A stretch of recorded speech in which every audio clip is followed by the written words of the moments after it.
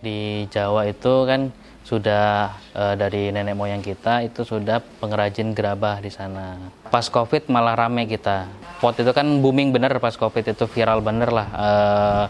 Jadi di COVID itu kita malah naik bener untuk penjualannya. Untuk Pulau Sumatera kita sudah menyeluruh dari Palembang, Jambi, Riau, kemudian Medan sampai ke Aceh pun kita sudah kirim seperti itu. Kemudian kita juga pernah diajak juga untuk ke luar negeri, sama studi banding itu kita ke Thailand, ke Bangkok. Di sini juga kita membuka anak-anak sekolahan untuk outlink class di sini. Nah, untuk kegiatannya itu di sini tentunya sebelum kita memulai praktek pasti kita kasih materi terlebih dahulu. Untuk tingkatan-tingkatan sekolahnya itu mulai dari TK pun ada, dari TK, SD, SMP, SMA, serta universitas itu juga kita pernah juga untuk menerima kunjungan.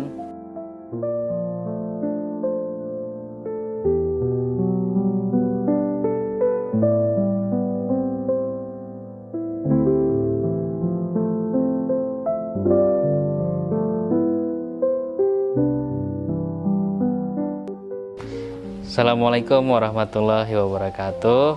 Perkenalkan, nama saya Eri Bayu Prima.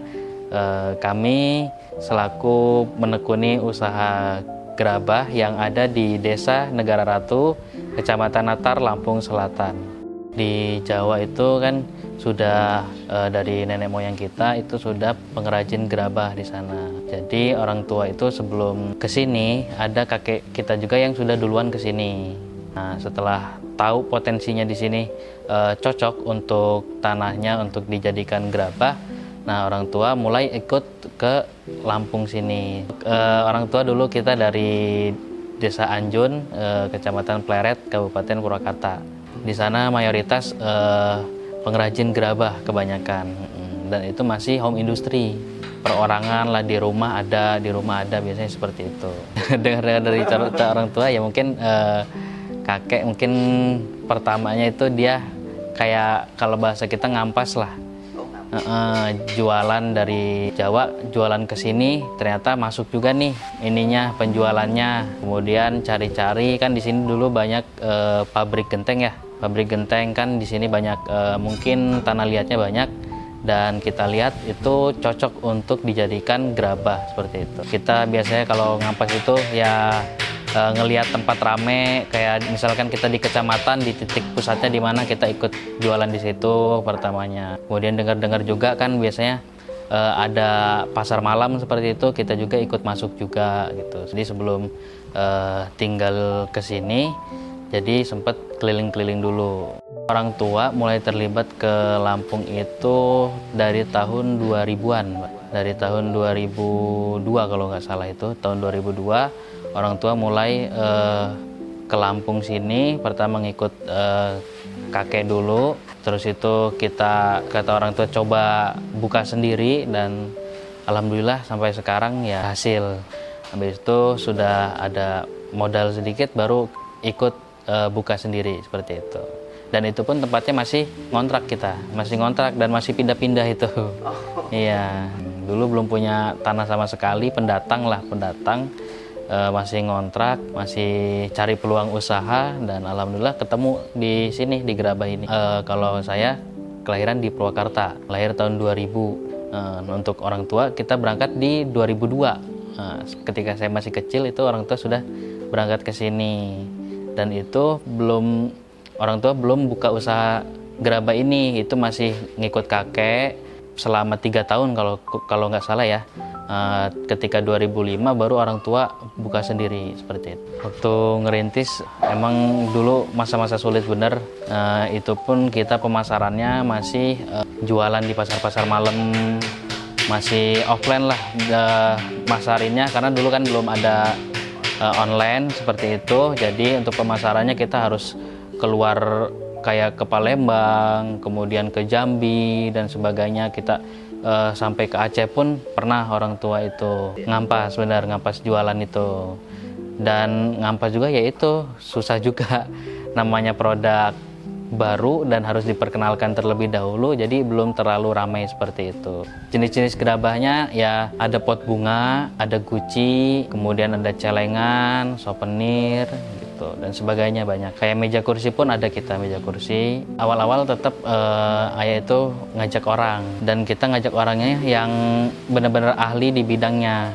Kita ngambil juga dari Pulau Jawa juga, dibawa ke sini untuk ikut ayah buat gerabah ini. Proses pembuatan gerabah sendiri itu dari nol, kita pertama ngambil tanah liat dulu. Untuk tanah liat alhamdulillah masih banyak di sekitar sini. Nah, untuk tanah liat tersebut belum bisa kita gunakan langsung. Tentunya kita ada juga proses yang namanya penggilingan atau molen tersebut. Setelah tanah liat tersebut dimolen, digiling, baru bisa kita gunakan dan kita bentuk menjadi suatu hiasan gerabah. Nah, untuk proses pembentukan gerabah itu ada 5 tahapan.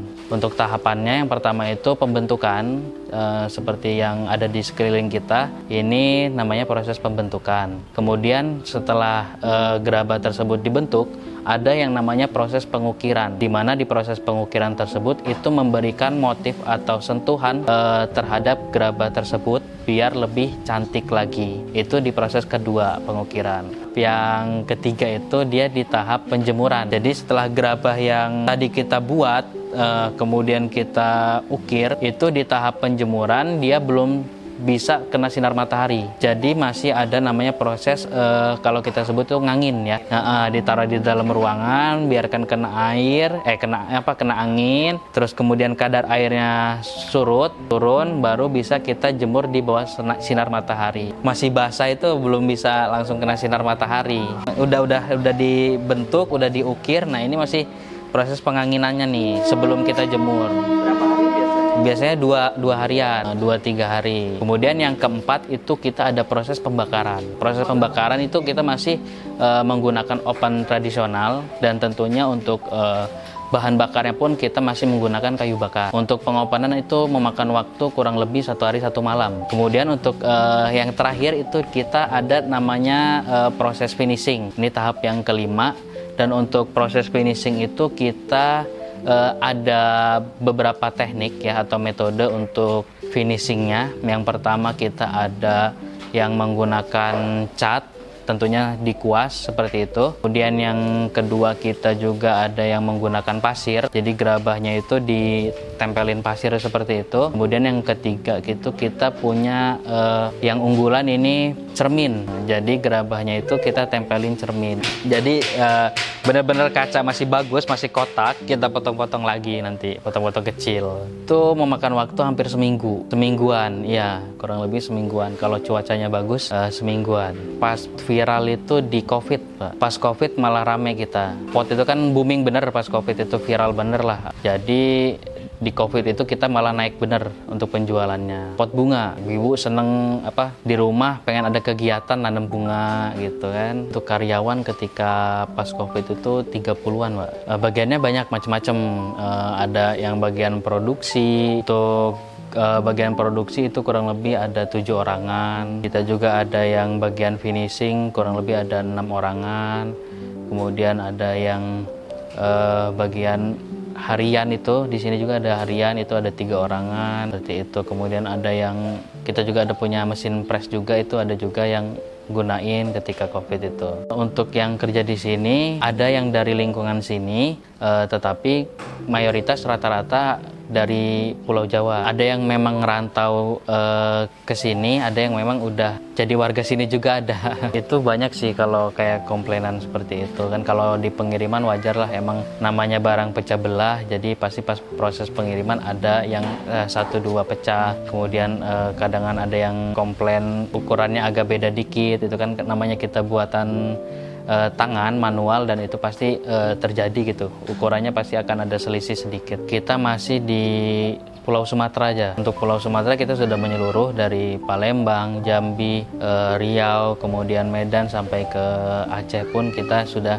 kirim. Untuk reseller kita ada juga di beberapa titik seperti di taman-taman bunga yang ada di Bandar Lampung. Itu pot bunganya dari sini semua rata-rata. Nah, untuk Palembang juga kita punya juga resellernya juga ada juga. Kemudian yang ngambil ecer pun ke sini banyak, yang langsung belanja itu boleh juga seperti itu. Untuk mendapatkan harga reseller itu minimal belanjanya di atas 10 piece lah. Itu campur lah itemnya. 10 piece ke atas itu dapat harga grosir lah. Untuk harga kita dari yang paling kecil ada pot bunga itu di harga Rp5.000 pun ada. Kemudian untuk yang harga puluhan ribu pun banyak pot bunga. Kemudian Gucci juga ada yang puluhan ribu. Kemudian itu di 50 ribuan ada, 30 ribuan ada, masih di bawah 100 ribu lah.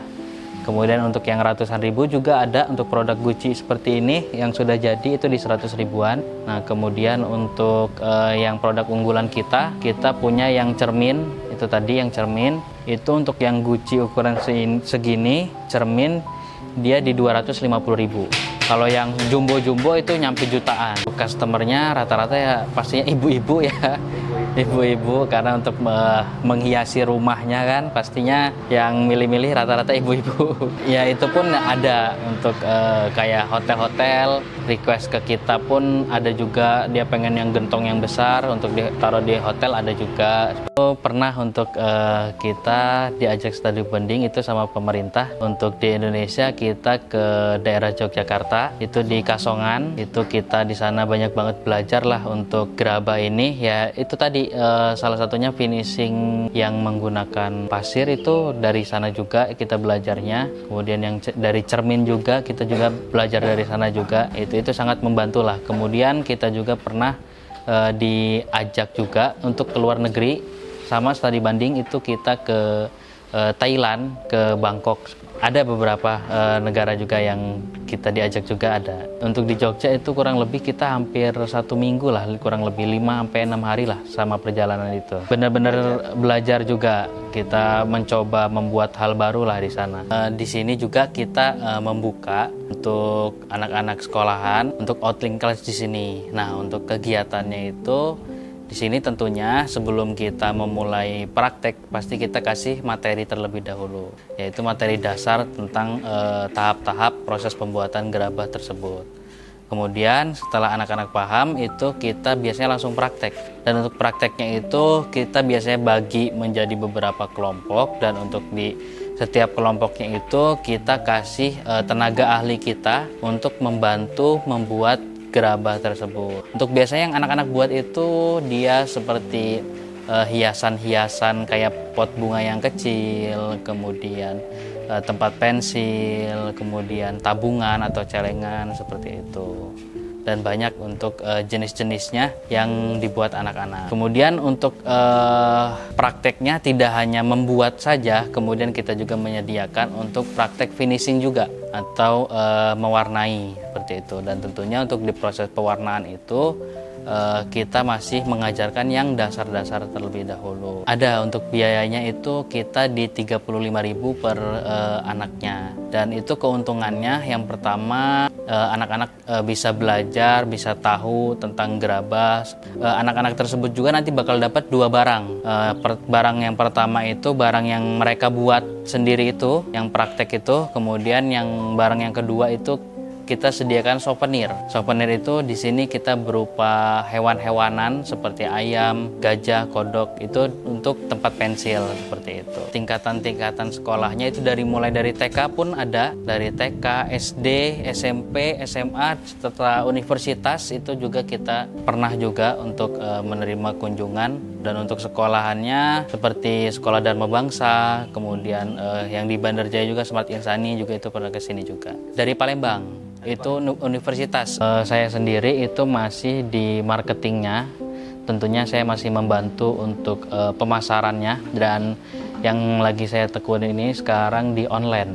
Online shop kita ada di Shopee juga. Kemudian kita juga sering live juga di TikTok. Nah, itu untuk penjualannya bagus juga ternyata di online. Cuman untuk pengiriman itu kita harus perlu packing kayu untuk menjamin keamanan barangnya. Ketika booming Bener Pot itu kita sering banget hampir tiap hari kirim-kirim ke taman-taman yang ada di Bandar Lampung. Kemudian banyak juga pendatang baru yang benar-benar belum tahu tempat kita itu jadi berkunjung ke sini, dan tentunya belanjanya pun banyak juga. Untuk COVID itu ya seperti itulah. Untuk penghasilan itu kurang lebih ya hampir ratusan juta sih itu ketika COVID itu. Dan perkembangan zaman juga.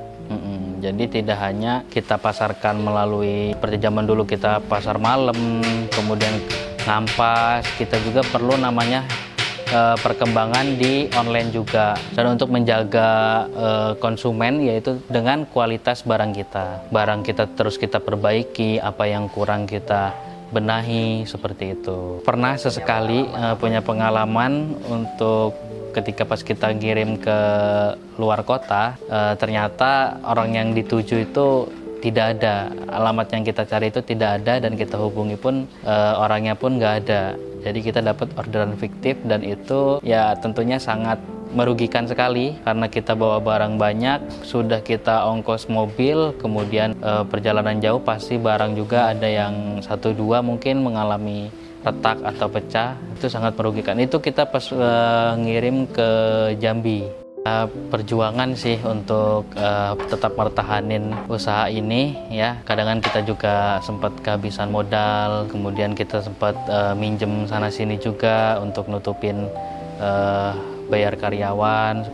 Kita juga ya sempat minjem ke bank juga untuk nutupin kebolongan-bolongan yang ada. Kami juga kadang minjem ke bank itu untuk disupport untuk mengembangkan usaha gerabah kita. Ya alhamdulillah bank juga mau ngebantu UMKM lokal.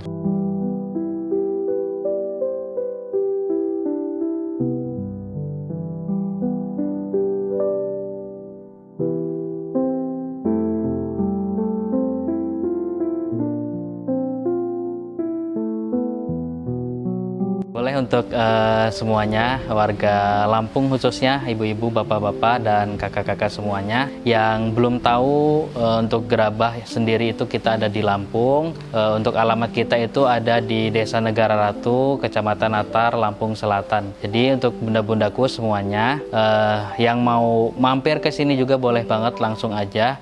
Kita ada di Maps juga, Eri Art Gerabah Natar untuk Maps-nya. Untuk sosial media juga kita punya ada Shopee. Untuk nama Shopee kita Eri Art, kemudian untuk TikTok kita juga ada Eri Art juga sama namanya, dan untuk Instagram kita juga ada namanya Gerabah Lampung. Boleh dicek juga di sosial media kita.